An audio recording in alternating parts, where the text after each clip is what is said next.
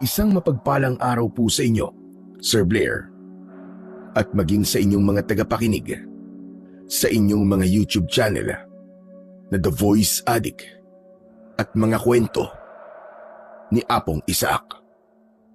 Sa aking kwentong ibabahagi ay ipapakita ko kung gaano kahalaga na merong tayong focus sa ating tungkulin. May mga pagkakataon kasi na nakakalimutan natin kung gaano kahalaga ang ating tungkulin dahil sa ibang bagay gaya ng pag-ibig. At sa kagaya ko na isang antingero at manunugis ng mga aswang, ay natutunan ko na importanteng alam ko kung ano ang dapat kong unahin. Itago niyo na lamang po ako sa pangalang Julian. At ito ang aking kwento. Tubong Negros Occidental po ako, Sir Blair. Pero hindi ko na lamang po sasabihin kung anong eksaktong lugar sa Negros Occidental. Itong ikakwento ko ay nangyari nung ako ay binata pa lamang. Sa aming maliit na baryo ay kilala ako bilang isang antingerong manunugis. Marunong akong gumamit ng mga anting-anting para makipaglaban sa mga aswang. Ang namayapa kong ama ang nagturo sa akin ng kakayahan ko na yon. Sa kasamaang palad, namatay siya nung 20 anyos po ako habang nakikipaglaban sa mga aswang. Simula noon ay ang lolo Marcel ko na ang gumabay at naging kasama ko sa aming bahay. Kahit matanda na ang lolo ko, ay nagtatrabaho pa rin siya. Nagtitinda siya ng turon at lumpiang gulay sa aming lugar. Masasabi ko talaga na kilala ako sa aming baryo at yun ang naging dahilan para maging mayabang at barumbado ako. Pakiramdam ko ay mas nakakaangat ako sa lahat dahil meron akong bagay na kayang gawin na hindi nila kaya, at yun ay ang pakikipaglaban ko sa mga aswang bilang isang mahusay na antingero. Isang umaga, umuwi akong lasing sa aming bahay at agad na nabahala si Lolo Marcel nang nakita niya ang pasa sa aking muka. Julian, ano na naman nangyari dyan sa mukha mo? Hindi pa nga magaling yung pasabo sa pakikipagsuntukan kay Tuper ay dinagdagan mo na kagad ng isa pa. Napaaway po ako dun sa piestahan sa kabilang baryo eh. Paano? Inangasan ako ng isang mayabang dun.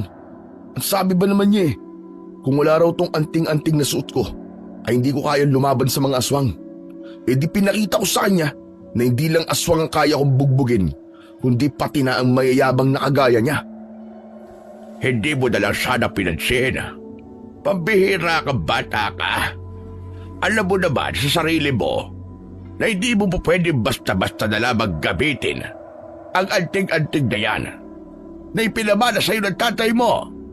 Kung palagi mong papansinin ang puna ng ibang tao sa iyo, abay talagang araw-araw ka mapapaaway. Hayaan niyo na, Lo. Mas marami namang pasang nakuha yung mayabang na yung kesa sa akin eh. Saka napatulog ko naman siya eh. Alam mo, Julian, hindi ka dapat palaging nakikipag-away. Kilala ka sa baryo natin bilang tagapagtanggol namin laban sa mga aswang.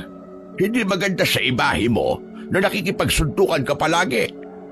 Baka pwede namang alisin mo na yung pagiging barumbado mo. Eh ganito po talaga ako, Lo eh. Di na po ako magbabago. Saka nakikipag-away lang naman ako sa mga taong walang magandang sinasabi tungkol sa akin.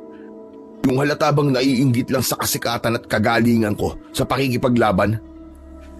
Kahit na mali pa rin ang ginagawa mo, apo eh. Tignan mo tatay mo, ha? Nung nabubuhay pa siya, ay kinagigiliwan siya ng mga tao dahil bukod sa isa siyang tagapagtanggol, ay marunong din siyang makisama sa lahat.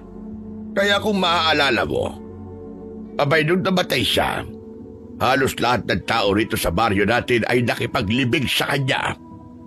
Ibig sabihin ay maraming nagmamahal sa kanya at maganda ang iniwan niyang alaala sa ating lahat. Pero Lo, magkaiba po kami ni tatay. Kung mabait siya, iba ako. Isa pa, ano po bang nireklamo ng mga tao sa akin? Kapag may aswang naman na sumasalakay dito, hinaharap ko naman kagad. Sinisigurado ko pa nga na bago makapanakit ang mga aswang, ay tinataboy o pinapatay ko na. Sila nga dapat na maging mabait sa akin dahil binubuwis ko ang buhay ko para sa kanila. Kung tutusin, wala naman akong nakukuwang pera sa ginagawa kong pakikipaglaban sa mga aswang Ay nako, ewan ko ba sa'yo, Julian? Hindi ko na alam kung paano ko ipapaintindi sa'yo na hindi ka dapat palaging nakikipag-away. Baka yan pang ikapahamak mo. Imbis na dumami ang kaibigan mo, ay mga kaaway mo ang dadami. Wala akong pakialam, Lo, kahit dumami pang mga kaaway ko. Kahit magsama-sama pa sila at pagtulungan nila ako, hindi sila uubra sa akin. Kaya ko sila, kahit gaano pa sila karami. Ay nako, kung ako sa'yo ay bawas-bawasan mo yung pagiging mayabang mo.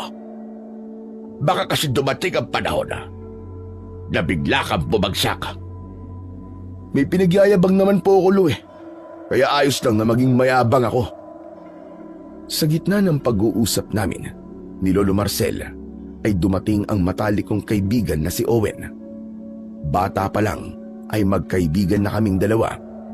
Marami nga ang nagtataka kung bakit naging magkaibigan kami dahil napakalayo ng ugali namin sa isa't isa. Ako kasi ay kilalang barumbado at palaway, habang si Owen naman ay taong simbahan. O Owen, pare, nung ginagawa mo nito ng ganito kaaga?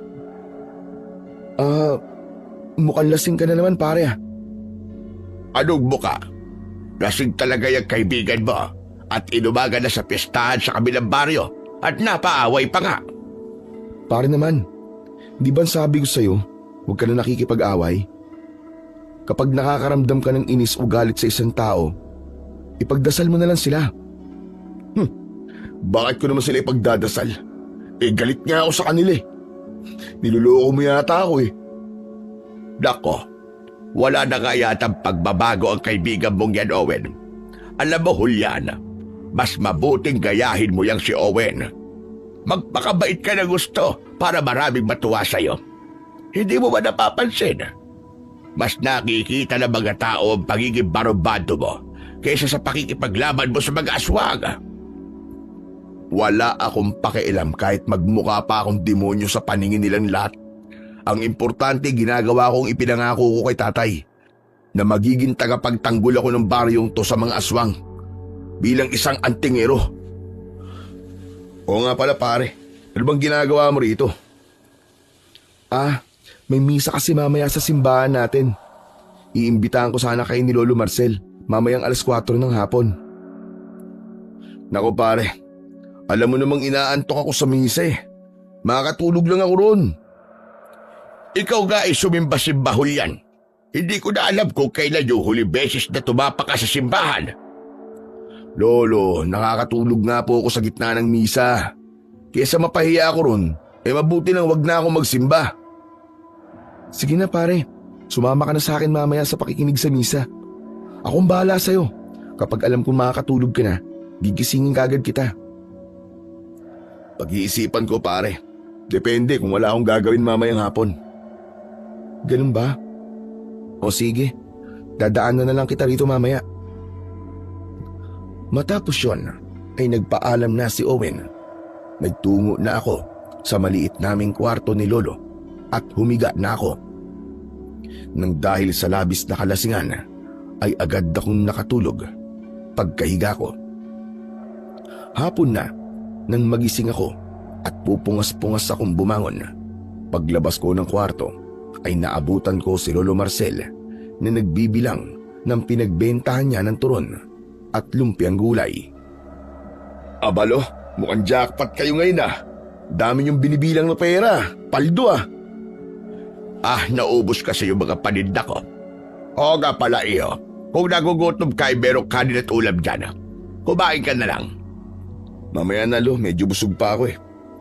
Dami ko kasing nakakain sa pestahan eh. Hanggang ngayon di pa rin natutunaw. Julian? Julian, tara na! Sumimba na tayo! Naku, si Owen. Sabihin niyo nga po wala ako rito. Tinatamad ako magsimbi. Pasok ka rito, Owen. Nandito si Julian. Lolo naman ang bad trip eh. Bakit ba hindi ka marunong makisama? Alam mo, mas maganda na maging malapit ka sa Diyos dahil baka yan na maging tulay para magbago ka. Maganda na nakikinig ka sa misa, lalo na sa sermon ng pare. O pare, magbihis ka na. Sisimba na tayo. Ano kasi pre? Magbibihis na siya. Hintayin mo na lang siya, Owen. Julian, magpalit ka na ng damit. Bilisan mo at baka mahuli kayo sa misa. Napakamot ako sa likod ng aking ulo at wala na akong nagawa kundi ang magpalit ng maayos na damit. Matapos yun ay sumama na ako kay Owen sa simbahan kahit napipilitan lang ako. Pagdating sa simbahan ay umupo kami sa bandang gitna ng hanay ng mga upuan. Ilang minuto pa lamang na nagsisimula ang misa ay humikab na ako at nakaramdam na ako ng antok. Ngunit sa muli kong paghikab ay nabitin yun dahil biglang lumingon ang isang babae na nakaupo sa unahan namin. 4 na upuan ang layo niya sa amin ni Owen. Kahit sandali ko lang nasilayan ang mukha ng babae, ay nagawa na kagad niyang pabilisin ng gusto ang tibok ng puso ko. Napakaganda niya, Sir Blair. Mistisa siya. Matangos ang ilong at natural na mapula ang kanyang labi. May kalakihan ang kanyang mga mata. Nabinagayan ng mahaba at malalantik niyang pilik mata. Pare, kilala mo ba yung babaeng yun? Ay no, yung may suot na belong itim sa tapat natin. Ha? Hindi ko alam eh. Hindi ko kasi makita ang mukha niya eh. Ang ganda niya pare. Para siyang isang diyosa. Ano ka ba naman, Julian? Makinig ka sa misa. Huwag yung kung ano-anong iniisip mo dyan. Tumahimik ako, pero nakatingin lang ako roon sa babae. Nawala ang antok ko nang dahil sa kanya at nagkaroon ako ng kagustuhan na makilala kung sino siya. Hindi ko namalayan ang paglipas ng oras hanggang sa natapos na ang misa. Nagmamadali akong lumabas ng simbahan para doon hintayin yung babae. May pagtatakang lumapit si Owen sa akin. Ano nangyari? Ba't nagmamadali kang lumabas? Hihintayin ko rito yung babaeng sinasabi ko sa'yo. Magpapakilala ako sa kanya. Ikaw naman oo. Akala ko naman kung ano nang gagawin mo. Pare. Andiyan na siya. Huwag ka muna magsasalita. Ako lang ang makikipag-usap sa kanya. Habang papalapit yung babae, ay mas lalong bumilis ang tibok ng puso ko. Nang dadaan na siya sa harapan namin ni Owen, ay agad akong humarang sa kanya. Doon ko lang napansin ang matangkad na lalaki na nasa tabi niya. Hello? Bago ka lang ba rito sa baryo namin? Ako nga pala si Julian. Ikaw, anong pangalan mo? Hindi ako basta-basta nagpapakilala ng walang dahilan. Kuya, tara na. Umuwi na tayo. Para sa kaalaman mo, ay isa akong antingerong manunugis. Ako ang tagapagtanggol ng baryong tumula sa mga aswang. Kaya kung ginagambala kayo ng mga aswang, sabihan mo lang ako. Akong bahala. Ipagtanong mo lang ako sa mga tao rito at ituturo nila sa iyo ang bahay ko. Hindi na nagsalita ang babae at dire-diretso na siyang naglakad kasama yung lalaki. Napatulala na lang ako. Hindi ko matanggap na tila wala siyang pakialam kahit sinabi ko kung sino ako sa aming baryo. Natatawang tinapik na lamang ni Owen ang balikat ko. O ano, mukhang di umubra yung karisma mo dun ah. Sayang, napakaganda pa naman niya. Kala niya, titiklop din sa akin yun. Ako pa ba? Paano ba yan? Mukhang nobyo kasi niya yung kasama niya eh. Talagang wala ka ng pag-asa doon kung meron na siyang karelasyon. Hindi niya nobyo yung lalaking yun. Narinig ko tinawag niyang kuya. Malamang nakakatanda niyang kapatid yun. Pero kailangan kong malaman kung saan siya nakatira para alam ko kung saan ko siya pupuntahan kapag liligawan ko na siya. Hoy, tumigil ka nga. Hindi tama yung gagawin mo. Hindi ko pinakinggan si Owen at nagmamadali kong sinundan yung magandang babae. Palihim akong sumunod sa kanila ng kasama niyang lalaki hanggang sa nalaman ko na nakatira sila sa isang kubo na nasa bandang dulo ng aming baryo. Sa pagkakaalam ko ay matagal nang walang nakatira sa kubong yon at walang nakakaalam kung sino ang nagmamay-ari nun. Pero wala akong pakialam kung sila nga ba ang may-ari ng bahay na yon dahil mas importante sa akin na alam ko na kung saan nakatira yung magandang babae. Kinagabihan, pagkatapos naming maghapunan ni Lolo Marcel, ay agad akong naligo at nagbihis ng maayos na damit.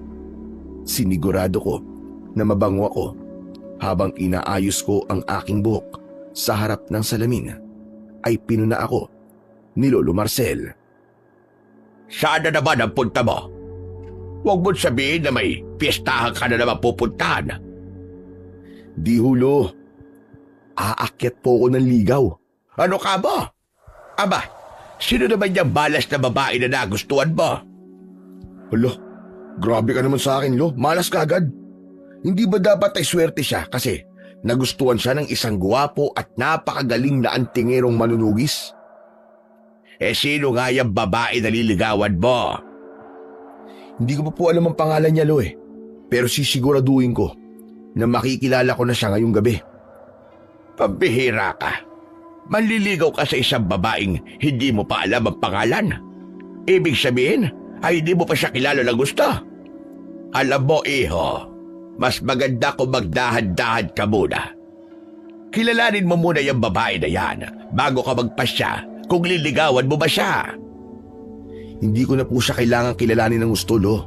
Okay na sa akin na napakaganda niya. Sapat na dahilan na yon para ligawan ko siya. Tignan niyo ako, Lo. Ano? Maayos na ba ang itsura ko? Gwapo na ba ako? Kahit ano na maggawin mong ayos, ay di na magbabago yung pagbubuka mo. Si Lolo talaga, Di na lang ako suportahan eh. Lo, hihiramin ko pala yung gitara niyo Haharanahin ko po kasi siya para humanga siya sa ganda ng boses ko. Bahala ka sa buhay mo. Pero wag mong kalakasan ng pagkanta mo Baka isipin ng ibang tao ay may umiiyak na aswang. Si Lolo talaga sana sinusuportahan niyo na lang ako eh. Ewan ko sa inyo, makaalis na nga. Sinisira niyo pa ang araw ko eh. Kukunin ko na sana ang nakasabit na gitara sa dingding nang biglang humahangos na dumating si Owen. Bakas sa mukha niya ang labis na takot at pagkabahala. Julian! Julian, kailangan namin ng tulong mo. May aswang na sumasalakay sa bahay ni Kapitan. Ano ka mo? Pero, teka sandali lang. May pupuntahan pa ako eh. Ano ba namang dahilan yan, Julian? Uunahin mo pa ba babaeng yon kaysa sa taong nanganganib ang buhay dahil sa aswang? Bilisan mo na. Puntahan mo na si Kapitan at baka kung anong mangyari sa kanya. Bad trip, wrong timing. Oo na po. Ay nako. Sumabay pa talaga yung aswang na yun kung kailan ako manliligaw. Ang ganda naman ng tiyempo. Huwag ka nang maraming sinasabi yan. Sige na, kumilos ka na. Nagmamadali akong nagtungo sa kusina at kinuha ko ang matalas kong itak. Bago ko lumabas ng bahay, ay mahigpit kong hinawakan ang anting-anting na nakasabit sa akin liig. Umusal ako ng orasyon at nang naramdaman ko na ang kapangyarihan ng aking anting-anting, ay saka ako lumabas ng bahay. Ipinamana sa akin ng namayapa akong tatay ang anting-anting na yon. Noon pa man ay ginagamit niya na yon sa pakikipaglaban sa mga aswang. Bago siya mamatay ay ipinagkatiwala niya yon sa akin. Sa tuwing suot ko ang anting-anting ay nagkakaroon ako ng kakaibang lakas at bilis sa tuwing nakikipaglaban ako sa mga aswang. Tumakbo ako papunta sa bahay ni Kapitan at nasa labas pa lang ako ay dinig ko na ang paulit-ulit na paghingi ng saklolo ni Kapitan. Nakabukas ang pinto ng bahay niya, kaya naman pumasok na ako roon. Naabutan ko ang aswang na nasa ibabaw ni Kapitan. Kagat ng aswang ang braso ni Kapitan. "Hoy! Diablong bungo ka! Lubayan mo si Kapitan at ako ang harapin mo!" Inalis ng aswang ang mga ngipin niya sa braso ni Kapitan at humarap siya sa akin habang nanlilisik ang mga mata. Agad siyang tumakbo palapit sa akin. Sinunggaban niya ako pero inunahan ko siya ng saksak sa kanyang tiyan. Nakakaloko kong umisip sa aswang. Sa tingin mo ba ay hindi ko alam ang gagawin mo? Sa dami ng aswang na nakalaban at napatay ko, ay kabisado ko na ang galaw nyo. Nagulat ako nang kinagat ng aswang ang balikat ko at malakas niya akong tinulak. Mabilis na tumakbo yung aswang palayo hanggang sa nawala na siya sa paningin ko. "Hoy, bumalik ka rito! Hindi pa ako tapos sa'yo! Duwag!" "Julian, si Kapitan, kailangan natin siyang dalhin sa ospital. Ang dami niyang sugat." "Ikaw na ang humingi ng tulong kasi may gagawin pa ako eh." "Pero yung aswang, hindi mo ba siya habulin?" "Hindi na. Hindi ko alam kung saan nagpunta yung mokong na yun. Pero kapag bumalik pa yun dito, tutudasin ko na talaga siya. Hindi na siya makakaalis dito ng buhay, panigurado." Hindi ko na hinintay na magsalita pa si Owen at iniwanan ko na siya. Nagmamadali akong bumalik sa bahay namin habang sapuko ang balikat kong dumudugo. Naiinis ako dahil nagawa akong sugatan ng aswang na bihirang mangyari sa akin. Pagkarating ko sa aming bahay ay nagulat si Lolo Marcel nang nakita niyang duguan ako. Agad niya akong inasikaso. Nilinisan niya ang sugat ko at nilagyan niya yon ng benda. "Ano nangyari? Kumusta si Kapitan?" "Sugatan po si Kapitan Lo, pero mukhang mabubuhay naman siya." "Diyos ko, sana naman ay makaligtas si Kapitan. Dinala na ba siya sa ospital?" "Siguro po. Bago ako umalis doon, ay sinabihan ko po si Owen na humingi ng tulong para madala kagad sa ospital si Kapitan. Alangan namang ako pang gumawa nun, di ba?" "Eh yung aswang, nagawa mo bang patayin?" "Hindi Lo eh. Nakatakas ang siraulo." "Eh bakit umuwi ka kagad dito? Hindi ba dapat ay habulin mo siya? Paano kung bumalik yun dito at sa pagbabalik niya ay makapatay na siya?" "Eh ang bilis niya pong nawala Lo eh. Di ko alam kung saan siya nagpunta. Sa akong babalik siya, sisiguraduhin ko na mapapatay ko na siya." "Sa bagay, sa kamukhang malakas ang aswang na yun para masugatan kaya ng ganyan." "Yun nga rin pong naramdaman ko Lo eh. Iba siya sa mga aswang na nakaharap ko. Mas malakas at mas mabilis siya." "Basta mag-iingat ka na lamang kung sakaling makaharap mo ulit siya. Ang mabuti pa ay magpahinga ka na. Bukas ay magpupunta tayo sa albularyo para magamot ng maayos sa sugat mo." "Mamaya na po ako magpapahinga Lo. Pupuntahan ko pa po kasi yung babaeng liligawan ko eh." "Anak ka talaga ng tinapa, oo. Talaga magagawa mo pa manligaw? Kahit sugatan ka na?" "Eh malayo naman po sa bituka to eh. Taka medyo maaga pa kaya pwede pa ako manligaw at mangharana." "Maaari bang magpahinga ka na lang muna ngayong gabi? At bukas ng gabi mo na lang puntahan ang babaeng sinasabi mo?" "Hindi pwede Lo. Sa ganda ng babaeng yun, sigurado ako na marami ang manliligaw sa kanya. Kaya mas mabuti na mauna na ako. Sige po Lo, alis na ako." "Ay naku, bahala ka sa buhay mo. Kung yan ang gusto mong gawin, hindi na kita pipigilan." Kinuha ko na ang gitara at lumabas na ako ng bahay. Kahit napakasakit ng sugat ko sa balikat, ay hindi ako noon napigilan para puntahan ang babaeng bumihag sa aking puso. Alam ko na seryoso ako sa kanya dahil isinakripisyo ko ang aking pagpapahinga para lamang maipakita sa kanya na totoo ang nararamdaman ko para sa kanya. Nang nakarating ako sa harapan ng bahay ng babae, ay napansin ko na nakabukas ang gasera sa loob, kaya sigurado ko nagising pa siya. Sinimulan ko na ang pagtugtog ng gitara na sinabayan ko ng pagkanta. Kahit sintonado ako, ay patuloy lang ako sa pagkanta. Bumukas ang bintana at mula roon ay dumungaw yung babae habang may inis sa kanyang muka. "Pwede ba? Umalis ka na, ang ingay-ingay mo. Nakakabulahaw ka na. Para kang pusang umiiyak dahil hindi mapaanak."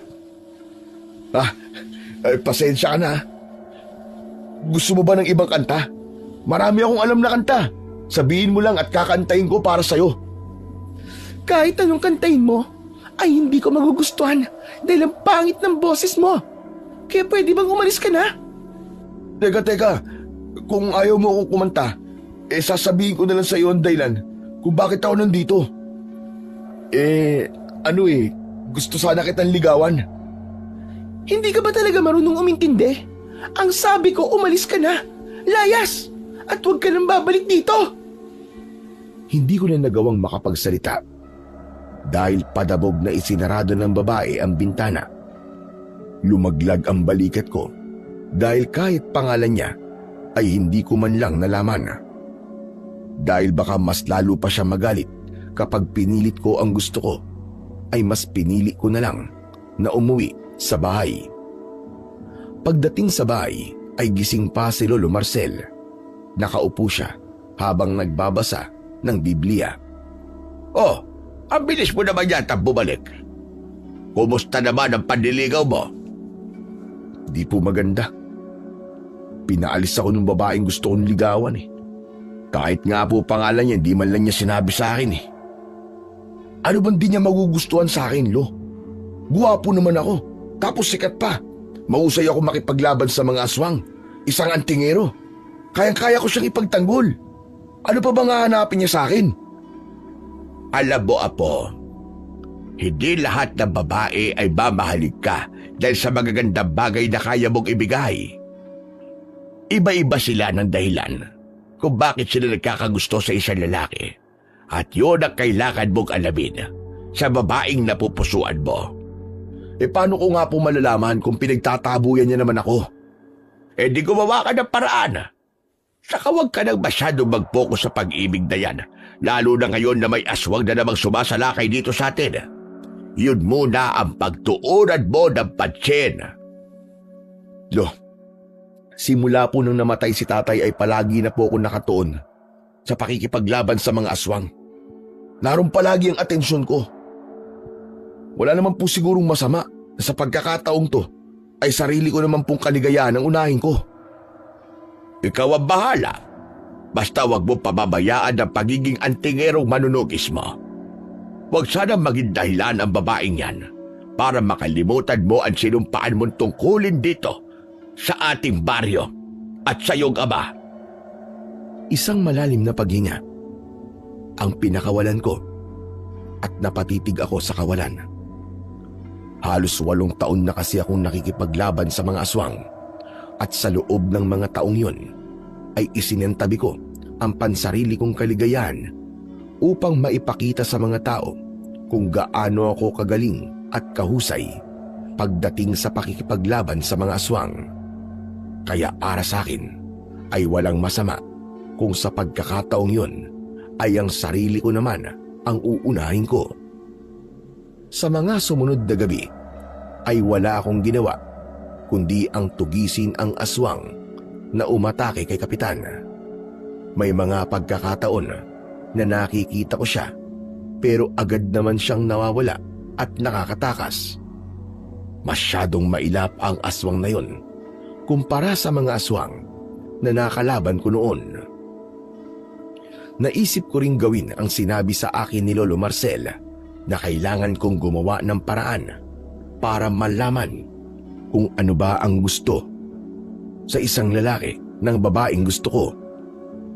Pero hindi ko alam kung paano ko yung gagawin dahil sa tuwing lalapit ako sa kanya ay nakairap na kagad siya sa akin. Isang umaga, nasa kusina ako habang naghihiwalay ng mga lumpia wrapper na gagamitin ni Lolo Marcel sa paggawa ng turon at lumpiang gulay. Nasa palengke si Lolo ng oras na yon dahil bumibili siya ng saging. Maya-maya ay dumating si Owen at may dala siyang isang mangkok ng minudo. O pare, nagluto si nanay ng minudo. Pinabibigyan niya kayo ni Lolo Marcel. Uy, ayos siya na. Hindi namin iisipin ni Lolo kung anong uulamin namin mamaya. Pakisabi sa nanay mo pare, maraming salamat ha. Ay, teka. Oo nga pala pare. Mamaya ka na umalis. Umupo ka muna rito at tulungan mo ako sa pag-iiwalay nitong pambalot ng turon at lumpia. Sige, wala naman akong gagawin eh. Teka, nasan pala si Lolo Marcel? Nasa palengke, bumibili pa ng saging. Oo nga pala pare. Alam mo bang, alam ko na ang pangalan ng babaeng gusto mo. Nakita ko kasing kausap ni Aling Mercy yung babae na yun. Bumili siya ng malunggay ka Aling Mercy. Tinanong ko si Aling Mercy kung kilala niya yung babae at ang sabi niya, Anita raw ang pangalan ng babae na yun. Tapos tama ka nga, kapatid ga niya yung lalaking kasama niya sa simbahan. Anita? Yung pala ang pangalan niya. Salamat pare ha. Ilang araw ko na kasing gustong malaman ang pangalan niya pero hindi ako nagkakaroon ng pagkakataon na makakausap siya eh. Sinubukan ko rin siyang ligawan pero wala, pinagtabuyan ako. Baka kasi hindi pa siya handang makipagrelasyon pare. Hindi naman porke pinagtabuyan ka niya ay hindi ka niya gusto, di ba? Alam ko naman yan pare. Baka nga nagpapakipot lang yun eh. Sino ba naman kasi babae ang tatanggi sa lalaking kagaya ko, di ba? Naghahanap lang ako ng magandang pagkakataon tapos liligawan ko na talaga si Anita. Iniisip ko nga, baka kapag nagawa kong patayin yung aswang dito sa baryo natin, humanga siya sa akin. Tapos, magbago na ang pakikitungo niya sa akin. Buti na banggit mo yung aswang na yan, pare. Alam mo ba, hindi na lang dito sa baryo natin sumasalakay yung aswang. Pati dun sa kabilang baryo pare at sa iba pang lugar. Nababalitaan na ring umaatake siya ron. Huwag kang mag-alala pare. Hindi magtatagal. Mapapatay ko din ang hayop na halimaw na yun. Sadyang masyado lang siyang mailap kumpara sa mga naunang aswang na nakaharap ko na. Kaya medyo matatagalan bago ko siya mapatay. Alam ko naman pare na kaya mong patayin ng aswang na yun. Ikaw pa ba? Ikaw ang pinakamagaling at pinakamalakas na antingerong manunugis na nakilala ko. Saka, balitaan mo kagad ako pare ha, kapag naging okay na kay ni Anita.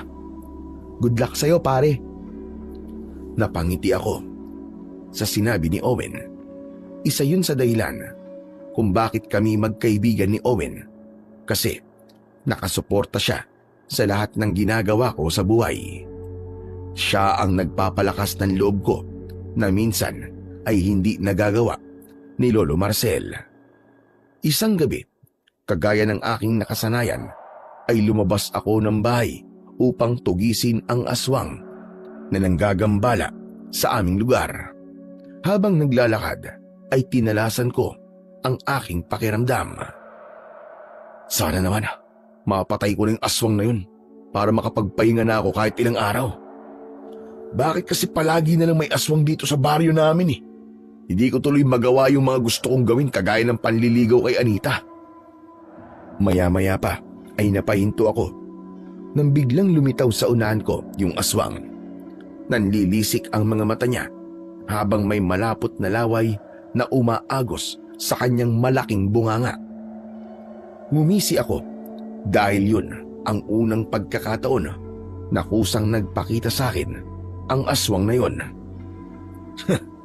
Ayos! Mabuti naman at ikaw na nagpakita sa akin at hindi mo na ako pinahirapang hanapin ka. Wala kasing kwenta yung pagtatago at pagtakas mo dahil kahit saan ka magtago ay mahahanap at mahahanap pa rin kita. O ano? Diablong bungo! Gusto mo na bang tapusin na natin to ngayong gabi? Tila napikon sa sinabi ko yung aswang at walang babala na sumugod siya papunta sa akin. Pinaikot ko sa aking kamay ang itak at ramdam ko na sa pagkakataong yun ay handa na akong labanan ang aswang. Nang malapit na siya sa akin, ay bigla siyang naglaho. Ngunit walang alam ang aswang na ang ganong estilo ng pag-atake ay hindi na bago sa akin. Mabilis akong pumihit parap sa akin likuran at hindi ako nagkamali dahil naroon nga ang aswang. Itinarak ko ang itak ng ubod lakas sa kanyang tiyan at nanlaki ang mga mata niya dahil sa labis na pagkagulat. Lumang estilo na yan, boy. Ilang beses ko nang napanood yan eh. Malakas kong itinulak palayo ang aswang. Bumuelo ako at saka ko tumakbo palapit sa kanya. Buong puwersa kong itinarak ang itak sa tapat ng puso ng aswang at saka ko tinaga ang kanyang leeg. Paulit-ulit ko yung ginawa hanggang sa tuluyan ng humiwalay ang ulo niya sa kanyang katawan. O ano, boy? Tignan mo nangyari sa'yo ngayon. Ang lakas kasi ng loob niyong sumalakay dito sa baryo namin eh. Hindi ba nasabi sa'yo ng mga kalahi mong aswang na merong malupit na antingerong manunugis sa lugar na ito, ha? Sabay-sabay na lumabas ang mga tao sa kani-kanilang mga bahay at nakita ko sa mukha nila ang labis na paghanga para sa akin. Alam ko na kahit ilang beses na akong nakapatay ng aswang ay hindi pa rin nawawala ang pagkamangha ng mga tao sa aking husay pagdating sa pakikipaglaban. Kayo na ang bahala sa katawan ng aswang na yan. Sunugin nyo, kagaya ng dati. Taas noo ko naglakad pauwi sa aming bahay. Ramdam ko ang nakasunod na tingin ng mga tao sa akin. Pagdating ko sa bahay, ay naabutan ko si Lolo Marcel na nagdadasal sa harapan ng aming maliit na altar. Napahinto siya sa kanyang ginagawa nang nakita niya ako. Anong ginagawa mo, Lo? Anong pinagdadasal mo? Ikaw ang pinagdadasal ko, iho. Alam mo naman na sa tuwing umaalis ka ng bahay para tumugis ng aswang, ay pinagdadasal ko ang kaligtasan mo. Sus, di niyo na po kailangan gawin yan, Lo. Walang kahit sinong aswang ang makakapatay sa akin. Tignan niyo po itong dugo sa itak ko. Dugo po ito nung aswang na sumalakay dito sa lugar natin. Pero hindi na siya makakapanggulo dito kahit kailan. Dahil tigok na siya. Totoo ba yung sinasabi mo, Apo? Napatay mo na yung aswang? Parang gulat na gulat po kayo, Lo. Hindi po nakapagtataka yun dahil walang aswang ang makakaligtas sa malupit na kamay ni Julian. Alam ko naman, Apo. Pero siyempre, hindi natin alam ang maaaring mangyari sa iyo sa tuwing nakikipaglaban ka. Pero, Apo, masaya ako na nagtagumpay kang talunin yung aswang na yon at masaya ako na ligtas ka. Hindi ka ba nasugatan ng aswang? Hindi po. Pero sana naman ay wala na munang aswang ang umatake rito sa atin, Lo. Para naman makapagpahinga ako at magawa ko na mga gusto kong gawin. Huwag kang mag-alala. Sigurado ko na darating din ang panahon na nakakatakutan ng mga aswang ang baryo natin na dahil sa iyo. Makakapagpahinga ka rin sa pakikipaglaban, Apo. Sana nga, Lo. Para mabigyan ko na ng oras ang sarili ko. Sige, o. Matutulog na pala ako. Matulog ka na rin, Lo, para mas humaba pa ang buhay nyo. Ano ka ba? Kabasira ulo itong batang ito. Hinugasan ko muna sa batalan ang itak at saka ko yun itinago. Naghilamos na rin ako at inalis ko ang dugong kumapit sa katawan ko. Saka ako nagpalit ng damit. Maya-maya pa ay humiga na ako sa papag at agad akong nakatulog nang dahil sa labis na pagod. Kinabukasan ay hindi na ako nagulat nang naging laman ako ng usap-usapan ng mga tao sa aming lugar. Habang naglalakad ako, ay alam ko na pinagtitinginan ako ng mga tao at humahanga sila dahil isang aswang na naman ang nagawa kong patayin. Galing ako nun sa paglalakad, Yung kasi ang ehersisyong ginagawa ko tuwing umaga. Pagdating ko sa bahay, ay hindi ako makapaniwala nang nalaman ko na naroon si Anita. Masaya silang nag-uusap ni Lolo Marcel habang tinutulungan siya ni Anita na magbalot ng saging sa lumpia wrapper. Pakiramdam ko ng mga sandaling yon ay nananaginip lamang ako. Napatulala ako kay Anita. Juliana, nakauwi ka na pala. Oo nga pala, Anita. Siya si Juliana, ang apo ko. Anita? Anong ginagawa mo rito? Teka, magkakilala ba kayong dalawa? Opo. Ay, ang ibig ko po sabihin hindi pa pero parang magkakilala na rin pala. Bumili kasi ako ng lumpiang gulay sa lolo mo kahapon. At talagang nagustuhan ko ang lasa. Mabilis pala yung maubos ng mga bumibili. Kaya pinuntahan ko na rito si Lolo Marcel para pagkatapos niyang magluto ay makabili kagad ako. At para mapabilis ang paggawa niya, tinulungan ko na siya magbalot. Ang sabi ko nga ay di niya na ako kailangan tulungan. Pwede naman niya sabihin sa akin na ipagtira ko siya kung ilan ang bibili niya. Pero sadyang mapilit siya na tulungan ako. Oo nga pala, Anita. Alam mo ba, nakilala yung apo ko dito sa lugar natin. Isa kasi siyang antingerong manunugis at napakarami na niyang aswang na natalo at napatay. Na dahil sa kanya ay hindi kami natatakot sa mga aswang na sumasalakay dito. Narinig ko nga rin po na pinag-uusapan po siya ng mga tao. Mukhang totoo po ang mga sinabi mo, Lolo. Maswerte po tayo na may isang kagaya ni Julian na ipinagtatanggol at pinoprotektahan tayo laban sa mga aswang. Sinabi mo pa. Bata pa lang kasi ang si Julian ay sinanay na siya ng kanyang ama sa pakikipaglaban sa mga aswang. Teka, oo nga pala, Apo. Nasa kusina yung almusal mo. Kumain ka na dahil alam kong nagugutom ka. Hindi na ako nakapagsalita dahil hindi pa rin ako makapaniwala na nasa bahay namin si Anita. Matapos kasi ang pagsusungit niya sa akin, simula nang nakita ko siya, ay hindi sumagi sa isip ko na uuwi ako sa bahay tapos madadatnan ko siya doon. Walang imik akong pumunta sa kusina para kumain.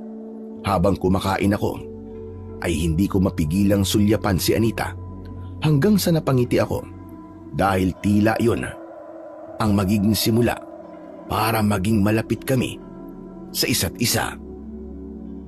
Nang matapos ng magluto si Lolo ng mga paninda niya, ay bumili kagad sa kanya si Anita bago ito umalis. Kami na lang ni Lolo ang nasa bahay kaya malaya na kaming nakapag-usap. Alam mo, kahit bago pa lang si Anita sa lugar natin at kanina ko lang siya nakilala, ay masasabi ko na napakabait niya. Naisip ko nga na mas mabuti kung ang mga ganoong klase ng babae ang nililigawan mo, Apo. Sigurado ko na magagabayan ka ni Anita para maalis ang pagiging barumbado mo. Ang totoo po niyan, Lo. Si Anita po yung babaeng sinasabi ko sa inyo na gusto kong ligawan. Ano ka ba? Abay, totoo ba yung sinasabi mo? Kung ganun ay botong-boto ko sa kanya para sa iyo. Kung siya rin naman ang magiging nobya mo, ay talagang magiging masaya ko. Sa tingin niyo po ba, Lo, meron po akong pag-asa sa kanya? Palagi po kasi niya akong sinusungitan at pinagtatabuyan eh. Baka kasi nayayabangan siya sa iyo.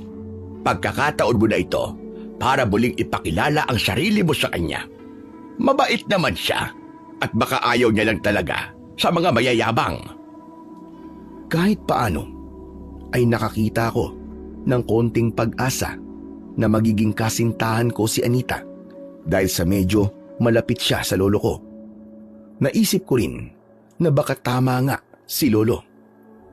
Baka nga kailangan kong alisin ang hindi ko magandang ugali upang magkagusto na rin sa akin si Anita. Kinagabihan ay nagtungo ako sa bahay ni Anita. May dala akong 3 piraso ng pulang rosas na pinitas ko sa hardin ng aming kapitbahay. Ibang-iba si Anita ng gabing yon.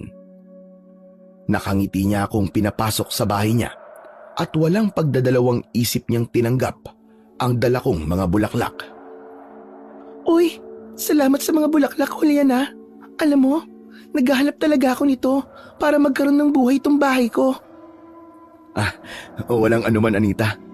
Masaya ako kasi nagustuhan mo ang dala ko. Oo nga pala. Pasensya ka na kung nasungitan kita dati ha. Hindi kasi ako nakikipag-usap sa mga taong hindi ko pa kilala. Pero ngayong nakilala na kita, sa pamamagitan ni Lolo Marcel, ay masasabi ko na hindi pala kita dapat sungitan at ipagtabuyan. Sorry talaga, Julian. Wala yun, kalimutan na natin yun. Naiintindihan naman kita eh. Maiba ako, Anita. Nasaan pala yung kapatid mo? Baka pwede namang makilala ko siya. Si Kuya Arnel? Wala na siya rito eh. Ha? Bakit? Ano nangyari sa kanya?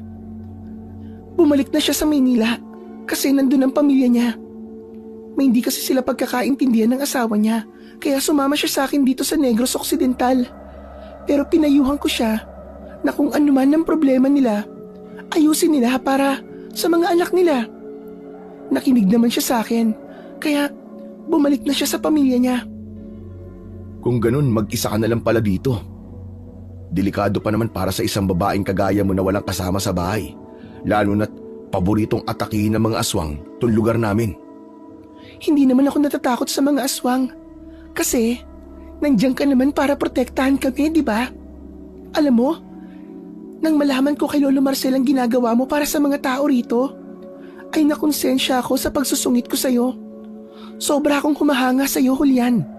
Bihira mga kagaya mo na handang isugal ang sariling buhay para sa kaligtasan ng mas nakararami. Nakakahiya naman. Pero, salamat sa mga sinabi mo . Sa totoo lang kasi, tinutupad ko lang ang ipinangako ko sa tatay ko bago siya namatay. Nangako kasi ako sa kanya na ako ang sasalo sa tungkulin niya bilang tagapagtanggol ng aming baryo, bilang isang antingero laban sa mga aswang. Sobra talaga akong humahanga sa iyo, Julian. Sana, ipagpatuloy mo lang yung ginagawa mo kasi napakaraming buhay ang umaasa sa iyo. At sigurado rin ako na maraming buhay na ang nailigtas mo. Salamat sa mga sinabi mo . Teka, maiba ako, Anita. Hihingin ko sana ang pagpayag mo na ligawan kita para maipakita ko sa'yo na gusto talaga kita. Pasensya na kung sinasabi ko to sa'yo ngayon pero ayoko na kasing patagalin eh. Walang problema sa akin. Wala naman akong karelasyon, kaya walang magiging problema. Talaga? Pumapayag kang ligawan kita? Oo naman. Bakit parang hindi ka makapaniwala? Kasi nung una pinagtabuyan mo ako, di ba? Parang ang init ng dugo mo sa akin dati. Hindi pa kasi kita kilala noon. Pero ngayon, iba na. Medyo kilala na kita. At masasabi ko na mabuting tao ka. Kaya hindi mali na bigyan kita ng pagkakataong patunayan ang sarili mo sa akin. Naku, maraming salamat, Anita. Hindi mo alam kung gaano mo ako pinasaya sa sinabi mo. Salamat . Isang matamis na ngiti ang isinagot ni Anita sa akin. Napangiti na rin ako at hindi ko magawang itago ang nararamdaman kong kasiyahan. Napakasaya ko ng oras na yon dahil ramdam ko na malaki ang pag-asang maging magkasintahan kami ni Anita. Simula noon ay naging masigasig ako sa panliligaw kay Anita. Tuwing gabi ay palagi ko siyang pinupuntahan sa bahay niya para makipagkwentuhan. Madalas ay may dala ko sa kanyang bulaklak o hindi naman kaya ay mumurahing tsokolate. Unti-unti ay nakilala ko si Anita at nasabi ko na siya na talaga ang babaeng gusto kong maging ina ng mga magiging anak ko. Isang umaga, habang pinaghihiwa-hiwalay ko ang pambalot ng turon at lumpiang gulay, ay hindi ko napansin na nakangiti ako nang lumapit si Lolo Marcel para sabihin na bilisan ko na ang ginagawa ko. Ay hindi ko siya sinagot dahil naglalaro sa isip ko ang napakagandang muka ni Anita. Hoy, Julian, ano ba nangyayari sa'yo? At para ka na maligno dyan? Kanina pa ako nagsasalita pero parang hindi mo ko naririnig. Pasensya na, Lo. Ano nga ba ulit yung sinasabi nyo? Kita mo na yan. Ang sabi ko, bilisan mo na at magbabalot na ako ng turon. Ano ba kasing nangyayari sa'yo? At mukha kang timang na nakangiti dyan. Iniisip ko lang po kasi si Anita, Lo. Hindi po kasi ako makapaniwala na pagkatapos niya akong sungit-sungitan dati, ay papayag siyang ligawan ko siya. Sabi ko na nga ba eh. Si Anita ang dahilan kung bakit lutang ka. Pero sana naman ay seryoso ka dyan kay Anita ha. Kaawa-awa lang yung babae kung paglalaroan at sasaktan mo lang siya. Naku, hindi ko po gagawin kay Anita yan, Lo. Seryoso po ako sa kanya. Gusto ko na nga po siyang gawing asawa eh. Gusto ko na po siyang pakasalang kagad. Diyos ko ka! Hindi ka pa nga sinasagot eh pag-aasawa na kagad ang nasa utak mo. Kasal kagad. Maano bang magdahan-dahan ka? Ganun din naman yun eh. Doon din naman ang punta namin, Lo eh. Nararamdaman ko po na gusto na rin ako ni Anita. Baka nga hindi magtagal eh. Sagutin niya na ako eh. Di mabuti kung ganon. Basta kung sakaling maging kasintahan mo na si Anita, ay huwag mong kakalimutan ang tungkulin mo rito sa lugar natin. Sana ay hindi makugulo ang pag-ibig na yan sa pakikipaglaban mo sa mga aswang. Bagkus sana ay mas lalo mo pang galingan. Hindi niyo na po kailangan paalala sa akin yan, Lo. Alam ko kung ano ang prioridad ko. At yun ay ang pagiging antingerong manunugis. Kaya kahit magkaroon ako ng kasintahan, hindi ko po kakalimutan ang tungkulin ko. Baka nga, mas lalo pa akong ganaan sa pakikipaglaban ko sa mga aswang eh. Kasi meron akong inspirasyon. Mabuti naman kung ganon. Ako naman ay nagpapaalala lang sa iyo. O sige na, tapusin mo na yung ginagawa mo para makapagbalot na ako ng turon. Bilisan mo na. Alam ko sa sarili ko na hindi magiging hadlang si Anita sa tungkulin ko sa aming baryo bilang isang antingerong manunugis ng mga aswang. Bagkus ay magiging dahilan pa si Anita para mas paghusayan ko. Kaya tiwala ko na hindi makakaapekto si Anita sa pagiging tagapagtanggol ko sa baryo namin laban sa mga aswang. Makalipas ang ilang linggong panliligaw ko kay Anita, ay sa wakas sinagot niya na ako. Sinabi niya sa akin na nakita niyang totoo ang nararamdaman ko para sa kanya. Kaya nagdesisyon siya na maging magkasintahan na kaming dalawa. Abot langit talaga ang saya ko nang gabing nakuha ko ang matamis na oo ni Anita. Pakiramdam ko ay ako ang pinakamasayang tao sa mundo ng mga oras na yon. Simula noon ay palagi na kaming magkasama ni Anita. Sa tuwing naglalakad kami ay nakataas ang noo ko dahil ipinagmamalaki ko sa lahat na napakaganda ng kasintahan ko. May mga naging masaya para sa akin pero may ilan na nagtaas ng kilay.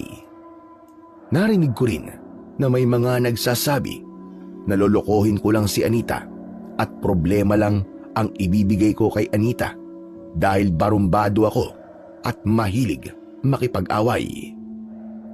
Isang umaga ay inaya ko si Anita na magpiknik sa talon na nasa loob ng gubat. Nagdala ako ng mga pagkain at naglatag kami ng banig. Habang kumakain ay napatingin ako kay Anita. Matagal akong nakatulala habang nakatitig sa kanyang muka. Bakit ganyan ka kumakatingin sa akin? Baka matunaw naman ako niyan. Hindi kasi ako makapaniwala. Nakasintahan ko na ang isang napakagandang babae na kagaya mo. Pakiramdam ko na nanaginip lang ako eh. Pero kung panaginip to, ayoko nang gumising. Gusto ko na lang matulog habang buhay. Ano ka ba? Totoo ito at hindi ito isang panaginip. Kahit ako, hindi rin ako makapaniwala na nobyo ko na ang pinakasikat at pinakamagaling na antingerong manunugis. Pero may hihilingin sana ako sa iyo, Julian. At sana, huwag mo itong masamain ha. Kaya lang, nahihiya akong sabihin sa iyo eh. Ano yun? Sabihin mo na. Hindi mo kailangan mahiya sa akin kasi kasintahan mo na ako. Ano kasi, nag-aalala ako sa ginagawa mong pakikipaglaban sa mga aswang. Natatakot ako na baka mamaya may masamang mangyari sa'yo. Alam mo Anita, sa tungkulin ko na to, ay hindi na talaga maiiwasan na may masamang mangyari sa akin. Nang tanggapin ko ang pagiging tagapagtanggol, ay inaasahan ko na yan. Pero kahit masugatan o masaktan man ako, ang importante, buhay pa rin ako hanggang ngayon. Pero Julian, hindi natin alam ang mangyayari sa mga susunod mong laban. Paano kung mapahama ka ng gusto? Paano kung isang malakas na aswang ang makaharap mo at mapatay ka niya? Julian, kakasimula pa lang ng relasyon natin at ayoko matapos kaagad to dahil namatay ka sa pakikipaglaban mo sa mga aswang. Anita, kaya kong sarili ko. Wala kang dapat na ipag-alala sa akin. Teka, sandali nga. Ano ba talaga ang gusto mong sabihin sa akin? Julian, gusto ko sana na tumigil ka na sa pakikipaglaban mo sa mga aswang. Mamuhay ka na lang ng gaya ng isang normal na tao. Gusto ko na talikuran mo na ang tungkulin mo sa baryong to. Kasi ayoko mapahama ka sa ginagawa mo. Huwag mo sanang masamay ng mga sinasabi ko ha. Wala akong masamang intensyon kung bakit gusto kong gawin mo yon. Ikaw lang talaga ang inaalala ko. Naiintindihan kita. At alam ko na ang kaligtasan ko lang ang iniisip mo. Pero Anita, hindi ko basta pwedeng bitiwan ang tungkulin ko sa baryong to bilang isang tagapagtanggol na antingerong manunugis. Ako lang ang inaasahan nila pagdating sa pakikipaglaban sa mga aswang. Isa pa, bago mamatay ang tatay ko, ay nangako ko sa kanya na hindi ako titigil hanggat merong mga aswang na umaatake rito. Kaya pasensya ka na kung hindi ko mapagbibigyan ng gusto mo. Sana maintindihan mo rin ako. Kung mahal mo ako, susundin mo ang gusto ko. Hindi naman sa ganyan masusukat ang pagmamahal ko sa iyo, Anita. Mahal na mahal kita. Pero mahal ko rin ang baryong to. Kahit may ilang galit sa akin dito dahil barumbado ako at mahilig ako makipag-away, hindi ko kayang tiisin na hindi sila protektahan laban sa mga aswang. Ewan ko sa'yo. Hindi ba dapat sinusunod mo ko? Maganda naman ang intensyon ko kung bakit ayoko na makipaglaban ka sa mga aswang eh. Alam ko naman yan, Anita. Pero sige, pag-iisipan ko ang gusto mo. Pero wag naman kagad na titigil ako sa pagiging antingerong manunugis. Hanggang kailan ka mag-iisip? Gaano katagal? Hindi ko masasabi pero pag-iisipan ko. Pasensya ka na talaga. Aasahan ko. Nasusundin mo ang sinabi ko, Julian. Hihintayin ko ang desisyon mo. Diretso kong tinignan sa mata si Anita pero umiwas siya ng tingin.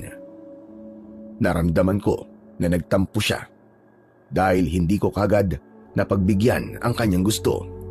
Ipinagdasal ko rin na sana ay hindi maapektuhan ang aming relasyon kung sakaling hindi ko siya mapagbigyan sa gusto niyang mangyari. Napansin ko na tila nawalan na ng ganang magpiknik at makipag-usap si Anita sa akin. Agad siyang nag-ayang umuwi na at ang katwiran niya ay biglang sumama ang kanyang pakiramdam. Ihahatid ko pa sana siya sa kanyang bahay, ngunit mariin siyang tumanggi. Alam ko na hindi maganda na kausapin ko siya ng oras na yon, kaya hinayaan ko muna siya na mapag-isa. Habang naglalakad ako pauwi, ay nakasalubong ko ang kaibigan kong si Owen.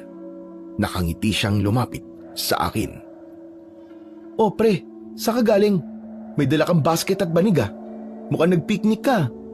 Oo pare, nagpiknik kami ni Anita dun sa may talon sa gubat. Uy, ayos yan ah. Nag-date na pala kayo.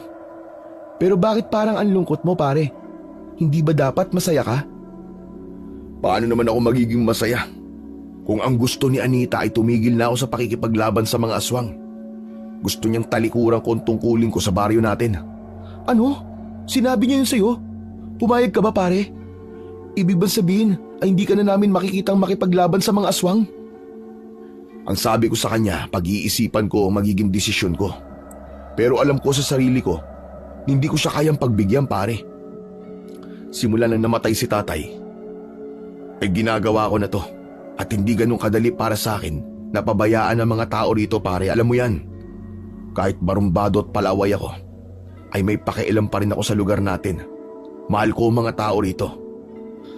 Ang sabi pa niya, pare, kung mahal ko siya, ay gagawin ko ang gusto niya. Mahirap nga yung sitwasyon mo na yan, pare. Naiipit ka ngayon sa pagmamahal mo sa baryo natin at sa pagmamahal mo kay Anita. Pero kung anong sinasabi ng puso mo, ayun ang gawin mo, pare. Kung gusto mong ipagpatuloy ang pakikipaglaban sa mga aswang, ay ipaunawa mo sa kanya kung bakit mo kailangan gawin yun. Yan nga ang problema ko eh. Hindi ko alam kung paano ko ipapaliwanag yun sa kanya. Bakit ba kasi gusto niyang tumigil ka sa ginagawa mo? Paano? Natatakot daw siya na may mangyaring masama sa akin. Naiintindihan ko naman siya. Pero sana maintindihan niya rin na hindi ganun kadali ang gusto niyang gawin ko. Sa bagay, may punto naman ang sinabi niya, pare. Kaya lang, dapat may tiwala siya sa'yo at sa kakayahan mo bilang isang antingerong manunugis. Dapat alam niya na walang aswang ang nakakaligtas sa'yo. Hindi ka naman makikilala sa bagay na yan kung di ka magaling makipaglaban sa mga aswang eh. Basta pare, ikaw lang ang makakaresolba sa problema mong yan. Gaya ng sinabi ko, gawin mo kung ano talaga ang gusto mo. At kung mahal ka talaga ni Anita, ay dapat niya yung maintindihan. Maraming salamat, pare. Kahit papaano gumaan ang pakiramdam ko dahil sa mga sinabi mo. Ngayon, pare, buo na ang loob ko na ipagpatuloy ang pakikipaglaban ko sa mga aswang. At ang kailangan ko na lang gawin ay ang ipaunawa kay Anita na hindi ko pwedeng talikuran ng aking tungkulin. Matapos ang pag-uusap namin na yon ni Owen, ay mas naging malinaw na sa akin kung ano ang dapat kong gawin. Napagtanto ko na hindi ko kailangan sundin ang gusto ni Anita para patunayan ko sa kanya na mahal ko siya. Nagdesisyon akong huwag sabihin kay Lolo Marcel ang sinabi sa akin ni Anita na tumigil na ako sa pakikipaglaban sa mga aswang. Baka kasi hindi yun magustuhan ng lolo ko at hindi maging maganda ang tingin niya kay Anita. Sinabihan ko rin si Owen tungkol sa bagay na yon. At baka kapag nakausap niya si Lolo Marcel ay madulas siya na sabihin yon kay Lolo. Sa tuwing nagkikita at magkasama kami ni Anita, ay napansin ko ang panlalamig niya sa akin. Ramdam ko na tila wala siyang gana na kausapin ako at naging matipid na ang mga sagot niya sa mga tanong ko. Gaya na lamang ng gabing yon, pinuntahan ko si Anita sa bahay niya at dinalhan ko siya ng 3 rosas. Pinapasok naman niya ako pero tila hindi siya masaya na nakita niya ako. Anita, may dala pala akong mga rosas para sa'yo. Alam ko kasi na paborito mo mga to eh.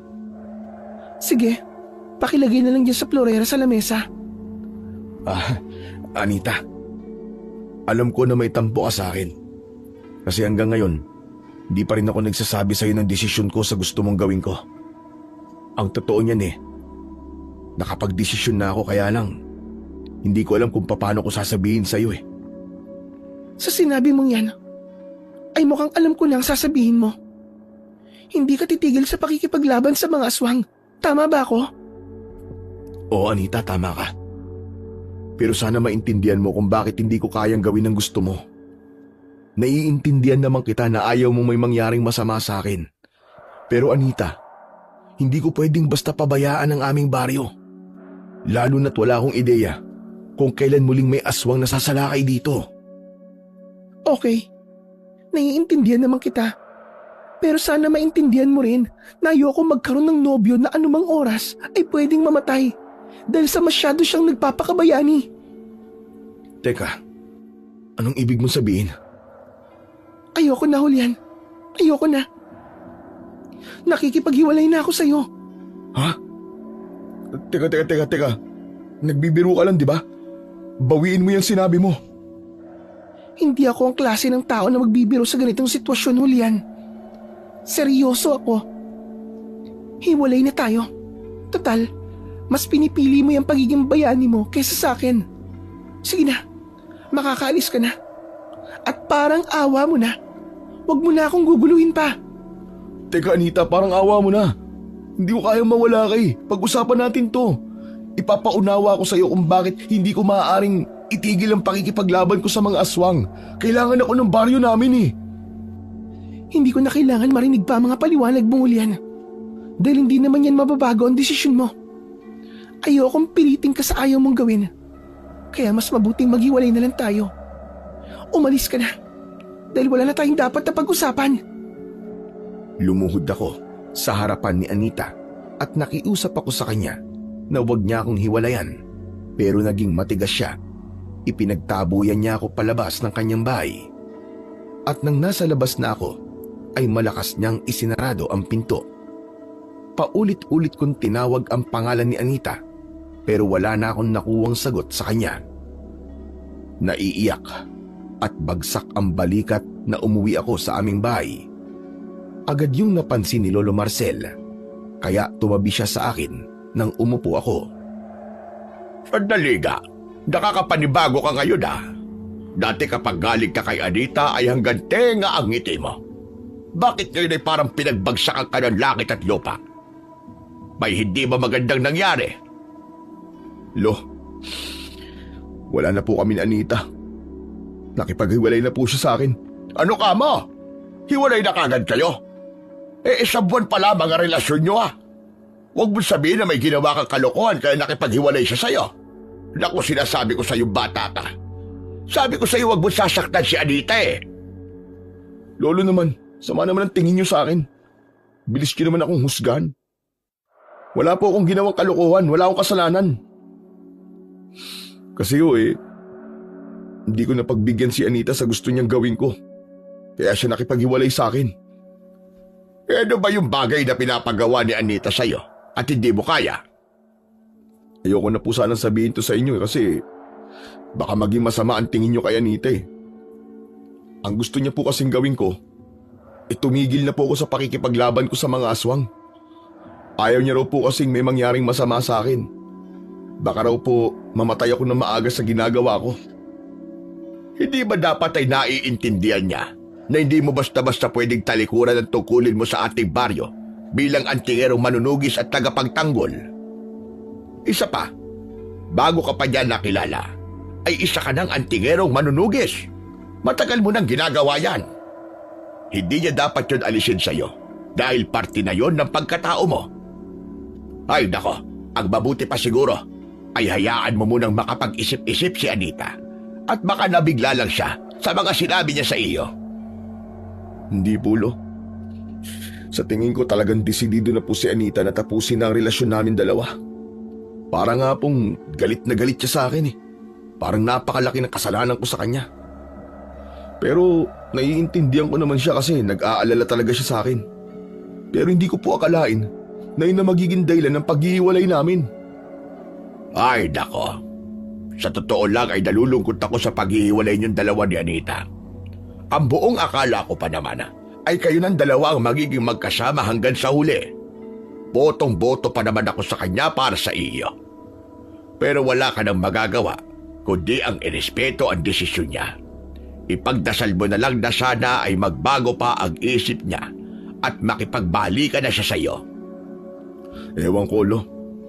Ayokong umasa kasi baka mas lalo lang akong masaktan kung iisipin ko na babalikan pa ako ni Anita. Sige, Lo, bukas na lang po ulit tayo mag-usap. Gusto ko na po magpahinga. Tumayo na ako at nagtungo sa kwarto namin ni Lolo Marcel. Pagkasarado ko ng pinto, ay doon ko na pinakawalan ang mga luhang kanina ko pa pinipigilan. Hindi ako sanay na umiyak sa harapan ng ibang tao kahit pa kay Lolo Marcel. Kaya doon lang ako nagkaroon ng pagkakataon para mailabas ang nararamdaman kong sakit at lungkot. Sa mga sumunod na araw, sa tuwing nagkakasalubong kami ni Anita sa daan, ay palagi niya akong nilalagpasan na para bang hindi niya ako nakikita. Napakasakit sa akin na matapos ang aming pagiging magkasintahan ay itinuring niya ako na parang hindi niya ako kilala. Mas pinili kong wag muna siyang kausapin dahil baka mas lalo lang akong masaktan sa mga sasabihin niya. Hanggang isang araw ay kumalat ang usap-usapan na may aswang na namang umaatake sa baryo namin. Naisip ko na mas mabuti na ituon ko ang pansin ko sa pagtugis sa aswang kesa sa ilugmok ko ang sarili ko sa sobrang kalungkutan. Isang gabi, habang naglalakad ako sa aming baryo, ay nakita ko ang aswang na nasa ibabaw ng bubong ng isang bahay. Napag-alaman ko na babae ang aswang na yon, pero wala akong pakialam sa kasarian ng isang aswang. Kapag nalaman ko na banta siya sa buhay ng mga tao, ay hindi ako magdadalawang isip na patayin siya. Hoy, Impacta! Bumaba ka dyan at labanan mo ako! Tignan natin ang galing mo! Umalingaw-ngaw ang malakas at galit na sigaw ng aswang sa katahimikan ng gabi. Tumalon siya mula sa bubong at agad niya akong sinugod. Bigla siyang nawala sa harapan ko at natawa ko dahil ilang beses ko nang nakita ang taktikang yon ng mga aswang. Inasahan ko, nalilitaw sa likuran ko ang aswang, pero pagharap ko roon ay wala ang aswang. Anak ng putya! Nasaan siya? Nagulat ako nang biglang sumampa ang aswang sa likuran ko at kinagat niya ako sa liig. Nabitiwan ko ang aking itak. Ganun pa man ay hindi ako pinanghinaan ng loob. Umatras ako at malakas kong ibinangga ang aswang sa isang puno na nasa gilid ng daan. Kumawala ang aswang sa akin, pero agad din siyang nawala at wala kong ideya kung saan siya nagpunta. Lokong aswang yun ah! Mukhang alam niya na ang galaw ko. Saan na kaya siya nagpunta? Mukhang takot din siya sa akin. Kung hindi, ay dapat hindi siya tumakas. Umuwi akong sapo ang sugat ko sa leeg. Nagpasalamat ako na hindi ganun kalalim ang sugat ko. Nang nakauwi ako, ay agad akong inasikaso ni Lolo Marcel. Nilinis niya ang sugat ko at pagkatapos ay nilagyan yun ng gamot at binalutan niya yon ng benda. Sa susunod kasi mag-iingat ka.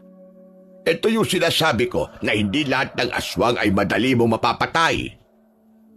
Pero baka naman kaya ka nagawang sugatan ng aswang na yon dahil wala ka sa focus. Baka iniisip mo ang paghihiwalay niyong dalawa ni Anita. Ay dako, mali yan. Hindi ko po yun iniisip, Lo. Ang totoo nga po niyan eh. Parang nakatulong pa sa akin na may aswang na naman dito sa atin kasi meron akong ibang gagawin. Kapag wala kasi akong ginagawa, palagi kong naiisip si Anita eh. Talagang matalino lamang ang aswang na nakalabang ko kanina, Lo. Kasi parang alam niya po kung paano ako gumalaw. May tiwala ako na matatalo mo rin ang aswang na yon. Gaya lang siya ng ibang aswang na nagtangkang guluhin tayo pero sa huli ay kamatayan ang silapit. Huwag ka na munang masyadong gumalaw at baka dumugo ulit yung sugat mo. Sige na apo, magpahinga ka muna at kailangan mo yon. Nauna na akong pumasok sa kwarto namin at nang nakahiga na ako ay naisip ko yung aswang na nakaharap ko kanina. Hindi ko alam, pero tila pamilyar siya sa akin. Parang kilala ko siya, ngunit hindi ko magawang matukoy kung sino siya. Kinabukasan ay maaga akong nagising. Pagkatapos naming mag-almusal ni Lolo Marcel, ay naisipan kong magtungo sa bahay ni Owen dahil gusto kong makipag-usap sa kanya. Medyo naiinip kasi ako sa bahay at ayokong isipin si Anita, kaya kailangan ko ng ibang makakausap. Nang nasa harapan na ako ng bahay nila Owen, ay nagtaka ko nang lumabas doon si Anita. Hindi niya ako tinignan at dire-diretso siyang naglakad palayo. Ipinagpatuloy ko ang pagpasok sa bahay ni Owen at naabutan ko siya na nakaupo sa maliit niyang sala. O pare, ikaw pala. Anong meron? Gusto ko lang sana makipagkwentuhan. Nakita kong galing si Anita rito ah. Anong ginagawa niya rito sa bahay mo? Wala pare. Meron lang siyang tinanong. Naghahanap kasi siya ng mag-aayos ng sira ng bubong niya. Ang sabi ko, magpunta siya doon kay Mandani. Kasi magaling na karpintero yun. Yun lang ba ang pinag-usapan niyo? Wala na bang iba? Wala na pare. Alam ko yan tumatakbo sa utak mo ah. Para sa kaalaman mo pare, wala akong gusto kay Anita. Saka malaki ang respeto ko sa pagkakaibigan natin. At hindi ko tataluin si Anita pare. Kasi dati mo siyang nobya. Pasensya ka na pare ah. Gulo ng isip ko eh. Hindi ko kasi naiwasang mag-isip ng kung ano-ano. Ganito nga yata kapag mahal mo pa ang isang babae pare. Lahat na lang ng lalaking lalapit sa kanya pagdududahan mo, pagseselosan mo. Pero pare, naniniwala naman ako sa'yo at may tiwala ako na hindi ka gagawa ng bagay na alam mong masasaktan ako pare. Iniba ko na ang pinag-uusapan namin ni Owen. Inalis ko na ang topic namin tungkol kay Anita dahil baka masaktan lang ako at hindi ko maiwasang umiyak. Pinag-usapan na lang namin ni Owen ang tungkol sa aswang na nakaharap ko nung nakaraang gabi at sinabi ko sa kanya na mukhang mahihirapan ako na talunin ang aswang na yon. Pinalakas naman ni Owen ang loob ko at sinabi niya na may tiwala siya na mapapatay ko rin ang aswang na yon gaya ng ibang aswang na sumalakay sa aming baryo. Halos araw-araw ay nagpupunta ako sa bahay ni Owen para makipagkwentuhan. Sa gabi naman ay lumalabas ako para tugisin ang babaeng aswang. Kahit paano ay nakakalimutan ko ang masakit na nangyari sa amin ni Anita dahil sa mga bagay na yon. Pero sa tuwing mag-isa ako, lalo na kapag bago ko matulog, ay doon ko nararamdaman ang sakit ng paghihiwalay namin ni Anita. Isang umaga ay muli akong nagpunta sa bahay ni Owen. Sanay na akong hindi kumakatok sa pinto ng kanyang bahay. Binuksan ko ang pinto at pagpasok ko ay hindi ko nakita si Owen. Nasaan kaya si Owen? Baka naman may pinuntahan lang siya at babalik din kaagad. Pabaya talaga ang mokong na yun. Iwanan ba namang bukas ang pinto niya? Umupo muna ako at hinintay ko na bumalik si Owen. Pero isang oras na ang lumipas, ngunit hindi pa rin siya bumabalik. Hanggang sa naisipan kong umalis na at bumalik na lang mamaya. Paglabas ko ng bahay ni Owen ay nagulat ako dahil nakatayo si Anita sa labas ng bakuran ni Owen. Pailalim siyang nakatingin sa akin. Sinabi ko sa sarili ko na hindi ko siya kakausapin kasi baka masaktan lang ako, pero hindi ko napigilan ang sarili kong lapitan siya. Anita, kumusta ka na? Galit ka pa ba sa akin? Iniisip mo bang galit ako sa'yo? Dahil hindi mo pinagbigyan ng gusto ko? Alam mo, naisip ko na naging pabor pa nga sa akin ang paghihiwalay natin dahil nakilala ko ang lalaking mamahalin ko ng totoo at gagawin ng lahat ng gusto ko. Ha? Anong ibig mo sabihin? Meron ka ng bagong nobyo? Tama ka. At mas masaya ako sa kanya kumpara sa'yo. Parang hindi mo naman pala ako minahal. Kasi ang bilis mo kong pinalitan. Wala ka ng pakialam doon kung mabilis ako magpalit ng nobyo. Kasi kapalit-palit ka naman talaga eh. Pero hindi mo ba tatanungin kung sino ang lalaking nagpapatibok ng puso ko ngayon? Hindi ko na kailangan malaman yan. Kung sa kanya ka masaya, ay magiging masaya na lang ako para sa'yo. Sige na Anita. Kailangan ko lang umuwi. Teka, ayaw mo ba talaga malaman kung sino siya, Julian? Kahit ba sabihin ko na kilala mo ang lalaking minamahal ko ngayon, ay hindi ka pa rin magkakaroon ng interes na makilala siya? Sapat na sa akin na malaman na mukhang taga rito lang pala ang ipinalit mo sa akin. Pero hindi pa rin ako interesadong malaman kung sino ang bago mo. Paano kung sabihin kung si Owen ang bago kong nobyo? Natigilan ako sa narinig ko. Para akong binuhusan ng napakalamig na tubig. Tinitigan ko si Anita at hinintay kong sabihin niya na nagbibiro lang siya. Pero hindi niya ginawa.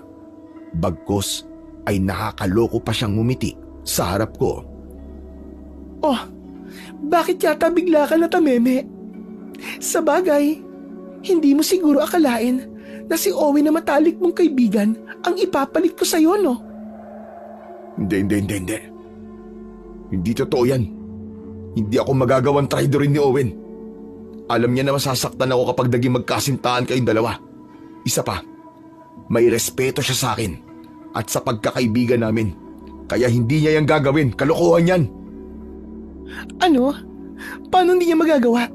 Ginawa na nga niya.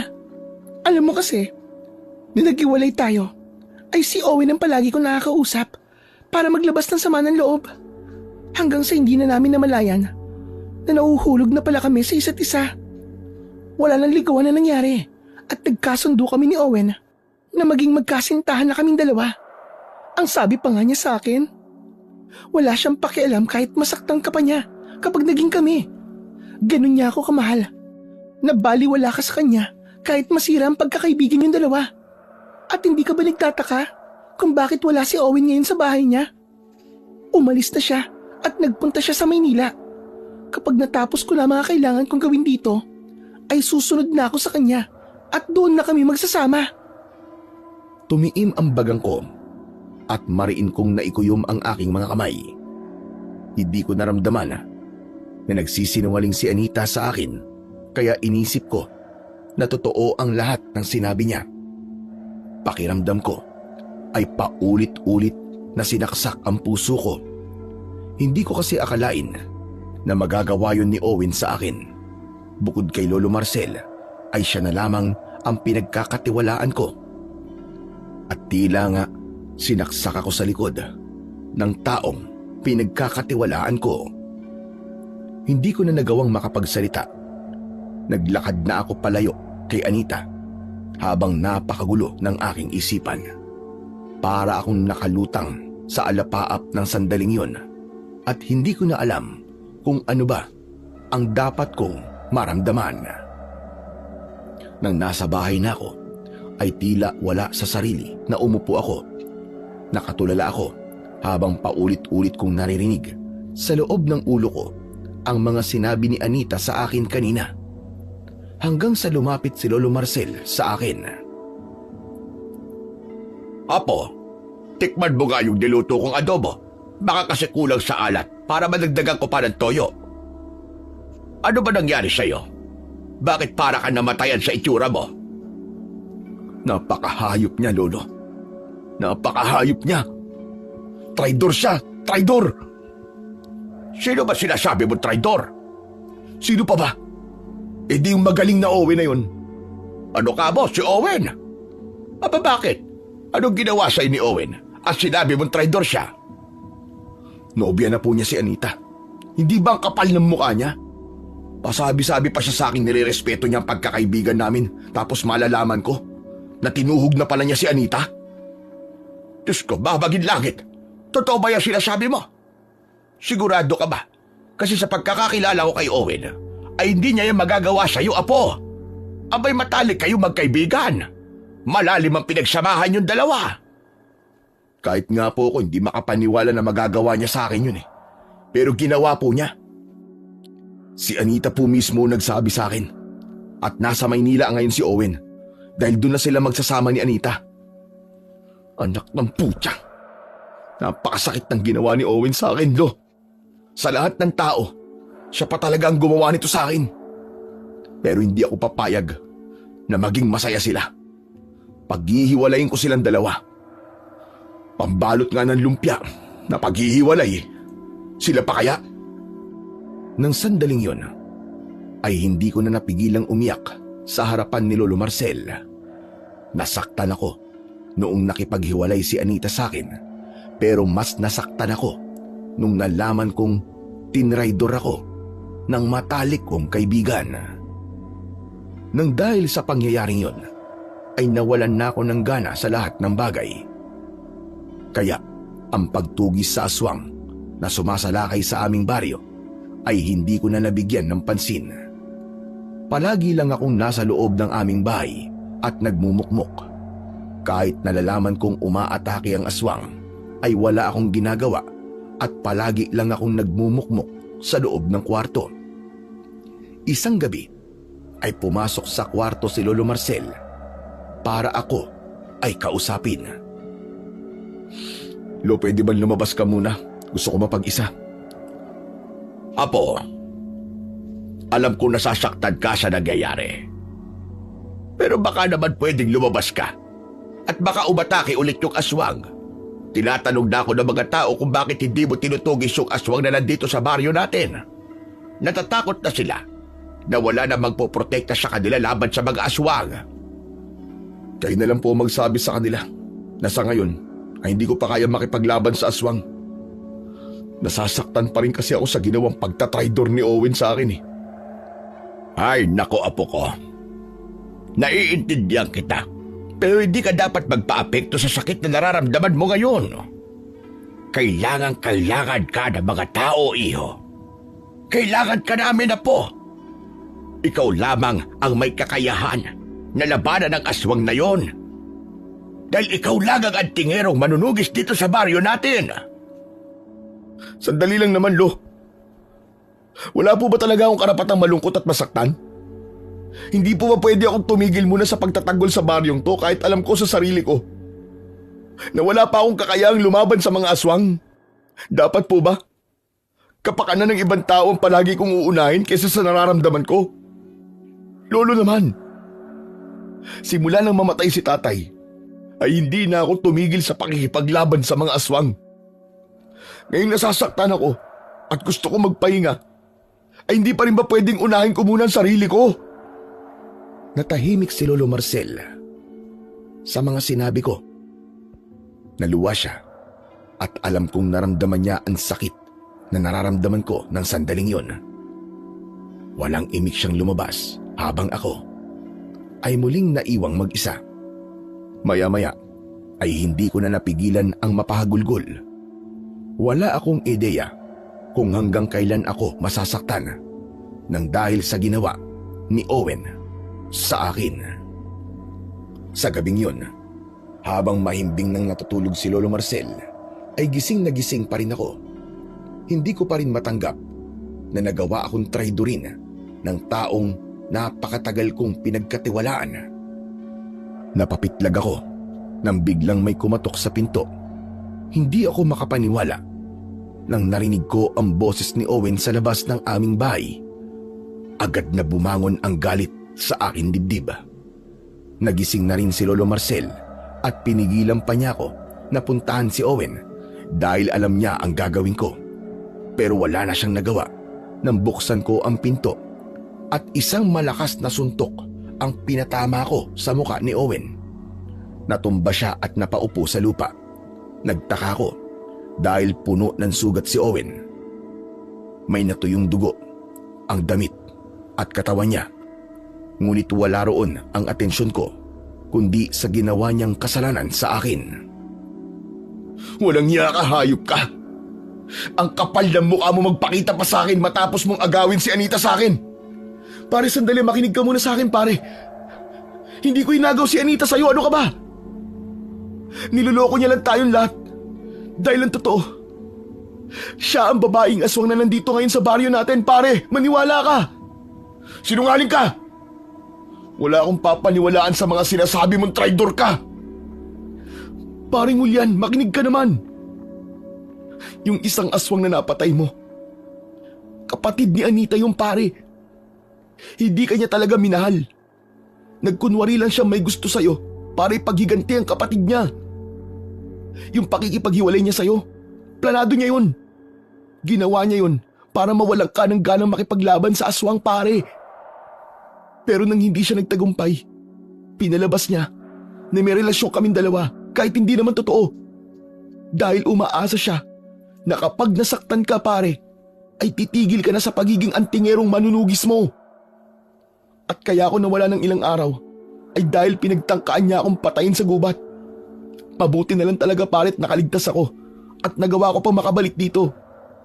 Pare, maniwala ka naman, oh. Hindi ako gagawa ng bagay na alam kong masasaktan ka. Dahil magkaibigan tayong dalawa, pare. Magkasangga tayo sa lahat ng bagay, pare. Napakasinungaling mo talaga. Hindi ko akalain na napakagaling mong gumawa ng kwento, hayop ka! Julian, sa tingin ko ay nagsasabi ng totoo si Owen. Tingnan mo nga ang itsura niya. Puno siya ng sugat na halatang mula sa kagat at kalmot ng isang aswang. Mag-isip ka nga. Sino ba ang mas paniniwalaan mo? Ang kaibigan mong matagal mo nang nakasama? O ang babaeng nito mo lang nakilala? Natigilan ako sa sinabing yun ni Lolo Marcel. Unti-unting nawala ang galit ko para kay Owen at napalitan yun ng awa dahil sa kanyang itsura. Hanggang sa biglang naging mabigat ang hangin, naging maalinsangan ang paligid at doon na nga dumating si Anita na may nakakatakot na ngiti sa labi. Maniwala ka sa mga sinabi ni Owen, Julian. Totoo ang lahat ng sinabi niya. Kailanman ay hindi kita minahal. Gusto kong ipagiganti ang pagpatay mo sa kapatid ko. Kaya ginawa ko ang lahat ng yon para sirain ka. Pero mukhang wala na akong magagawa kundi ang ipakita kung sino talaga ako. Dahil buhay pa pala ang Owen na yan at sinabi niya na ang sikretong pilit kong tinatago. Nagulat kaming lahat nang biglang nag-anyong aswang si Anita. Labis akong nagimbal sa katotohanang sumampal sa akin. Hindi ako makapaniwala na ang babaeng minahal ko ay isa palang aswang. Mabilis na kinuha ni Lolo Marcel ang matalas kong itak at ibinigay niya yon sa akin. Inalalayan ni Lolo si Owen para ipasok sa aming bahay. Patayin mo ang aswang na yan, Apo. Ipakita mo sa kanya na nagkamali siya ng taong pinaglaruan at niloko. Durugin mo siya. Pero Lo, mahal ko siya eh. Hindi ko po alam kung kaya ko siyang saktan. Huwag mong isipin na mga masasaya yung alaala dahil lahat ng yon ay hindi totoo. Palabas niya lang yon. Ang isipin mo ay ang panlolokong ginawa niya sa'yo. Isipin mo na ang babaeng yan ay pinaasa at sinaktan ka ng ilang beses.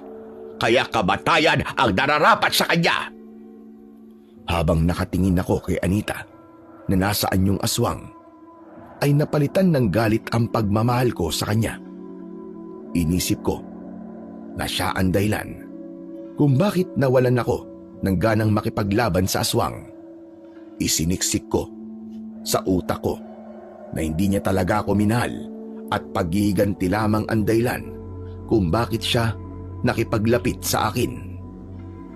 Malakas akong sumigaw at sinugod ko ang aswang na yon. Pero naramdaman ko na nagdadalawang isip pa rin akong saktan ang aswang dahil kahit papano ay may pagmamahal pa ako para kay Anita. Hanggang sa nagawa kong kalmutin ng aswang sa dibdib. Sinundan niya yon ng mariin na kagat sa aking balikat. Walang kahirap-hirap niya akong binuhat at malakas niya akong binalibag sa lupa. Napaungol ako nang dahil sa labis na sakit. Julian, lumaban ka, Apo! Tumayo ka dyan at ipakita mo sa manlulokong aswang na yan kung sino kan talaga. Ipakita mo na isa kang mabagsik na antingero ng ating bayan. Ito na ang tamang oras para ipagiganti ko ang kapatid kong pinatay mo, Julian. Buhay ang kinuha mo, kaya buhay rin ang dapat na kapalit. Hayop ka, Anita. Manluloko ka. Napakasama mo. Para paglaruan ako. Dapat lang yan sa'yo. Kulang pa nga ang lahat ng yan sa ginawa mo pagpatay sa kapatid ka. Kung hindi kayo pumapatay at nananakit ng tao, ay hindi yun sasapitin ng kapatid mo. At sigurado ako na susunod ka na sa kanya at magsasama na kayong dalawa sa impyerno. Nanlisik ng gusto ang mga mata ng aswang at galit na galit siyang sumigaw. Akmang aatakihin niya ulit ako nang biglang dumating si Owen na may hawak na kawayang may matulis na dulo. Mabilis siyang tumakbo papunta sa aswang at itinarak niya sa dibdib ng aswang ang kawayan. Nagwala ng husto ang aswang, pero hindi nito magawang hugutin ang kawayang hawak ni Owen na nakabaon sa dibdib nito. Pare! Tapusin mo na siya, pare! Dali! Patayin mo na siya bago pa siya makawala! Bilisan mo! Hindi mo ako mapapatay! Ipaghiganti ko pa ang kapatid ka! Marahan akong tumayo. Naglakad ako papalapit sa aswang at diretso ko siyang tinignan sa mata. Hayop ka. Hindi ko akalain na nagawa mo ako mapaniwala sa huwad mong pagmamahal. Ngayon, Anita, matitikman mo ang aking paghiganti dahil pinaglaruan mo ko. Julian! Parang awa mo na! Huwag mo akong papatayin! Huwag! Alam kong mahal mo ako. Pwede naman tayo magsimula ulit, di ba? Mamahalin kita. Patawarin mo ako! Sa tingin mo ba'y papaniwalaan ko pa yung mga sinasabi mo? Hindi ako tanga para magpadala sa mga matatamis mong salita. Ikaw ang nagdala sa sarili mo sa sitwasyon mo ngayon. Ano ba, pare? Ang dayang pang sinasabi! Patayin mo na ang aswang na yan! Dahil hindi ko na kayang hawakan tong kawayan, pare! Bilisan mo na! Nagawang hugutin ng aswang ang kawayan sa dibdib nito. Mabilis siyang umatake sa akin, pero bago pa siya makalapit ay malakas na hinampas ni Owen ang kawayan sa mukha ng aswang. Napaatras ang aswang at sinamantala ko ang pagkakataong yon para tuluyan siyang tapusin. Sinugod ko ang aswang at nilaslas ko ang leeg niya gamit ang aking matalas na itak. Agad na bumagsak ang aswang sa lupa habang nakadilat ang kanyang mga mata. Humihingal kong tinignan ng aswang hanggang sa tuluyan na siyang nalagutan ng hininga. Lumapit ako kay Owen at mahigpit ko siyang niyakap. Pare, patawarin mo ko ha. Patawad kung mas pinaniwalaan ko si Anita kaysa sa'yo. Sorry pare, nasuntok kita kanina. Kalimutan na natin yung pare. Ang mahalaga, wala na si Anita. Wala na ang aswang. At tapos na ang panluloko niya sa ating lahat. Pero pare, totoo ha. Ang sakit ng suntok mo kanina. Akala ko talaga mawawalan na ako ng malay eh. Tignan mo nga pare, baka kulang na ang ipin ko. Pasensya ka na talaga pare ha. Kung gusto mo, suntukin mo rin ako sa mukha eh, para makaganti ka sa akin eh. Hindi na kailangan pare, baka mabalian pa ako eh. Nagbibiro lang ako pare. Pero pare, masaya ako ha. Natapos na ang lahat. At sana, si Anita na ang huling aswang na lalabanan mo.